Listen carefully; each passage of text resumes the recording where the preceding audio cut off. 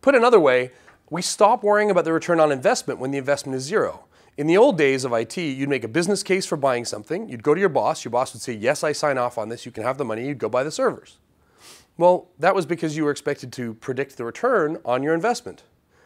If your investment is zero, you can just go do it. If it doesn't work out, you're out a couple $100, no big deal.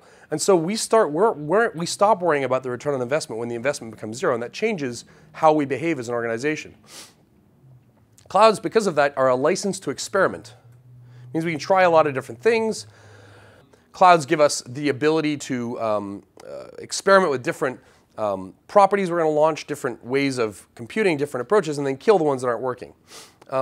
In the old days, the IT infrastructure that you had was kind of like a barrier to entry. It's kind of like a castle wall. If you were a bank, for example, how much money you could lend was a function of how well you could analyze that risk. And you analyze risk in a bank using mathematical methods. One of them is called a Monte Carlo simulation. It's where you do risk analysis to try and figure out how much of your loans are going to default and that kind of stuff. You can do better simulations when you have more machines. So if you're a bank with 20,000 machines, you know what your risk is like, and the government will let you lend more multiples of your money. That's great because if I get 20,000 machines, I know that nobody who can't afford 20,000 machines is going to start competing with me. So infrastructure, IT infrastructure, was kind of like castle walls, right? It was this barrier you put up that prevented other people from attacking you. Clouds are kind of like gunpowder. Now, instead of having these castle walls that defend you, you're kind of managing this museum that's crumbling and expensive. There are now private banks starting up that use tens of thousands of Amazon machines to do their risk simulations for a couple of hours at a time, and then go back to being an office with notebooks.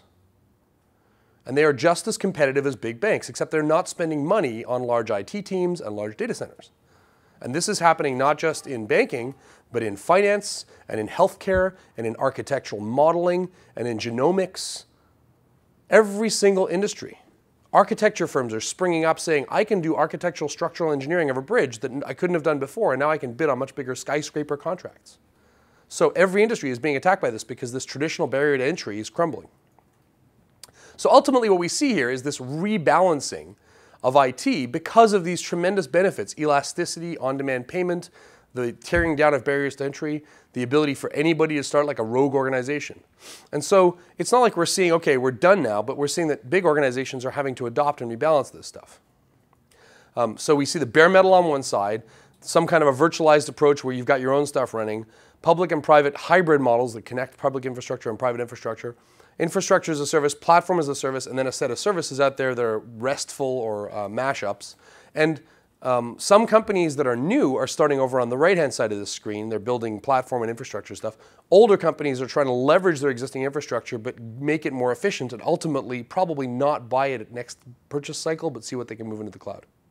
So on the left, you're going to see data centers. In the middle, you're going to be managing contracts. And over on the right, you're going to be giving developers a set of tools to work with the platforms that are out there that they can provision themselves.